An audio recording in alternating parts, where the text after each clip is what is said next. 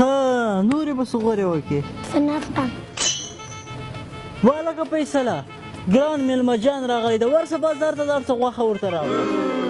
دغه د لاړم زر د سې بیړه د نام تر ته کور کړی خیرات ده ولا کراري ده کړایي ده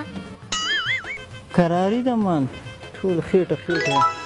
ښه نورې به څه غورې وکړې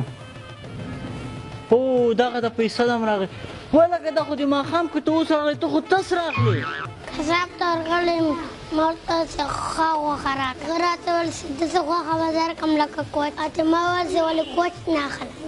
کوچو دوکان ته لاړم د کوچو دوکاندار ته مې ویل چې ما ته خو کوچ راکړه د کوچو دوکاندار راته ویل داسې کوچ به درکړم لکه شات چې مې ویل چې دغه نه ولې شات نه اخلم د شاتو دوکان ته لاړم شاتو دوکاندار ته مې ویل چې ښه شات راکړه هغه راته ویل چې داسې شات به درکړم لکه ما ځان سره سوچ وکړ چې اوبه خو په کور کې نشته چې ځکه تس راغلم ماشاءالله ماشاءالله د ما په رقم څه ښې ښه ښه دې کړي دې راس دلته کښېنه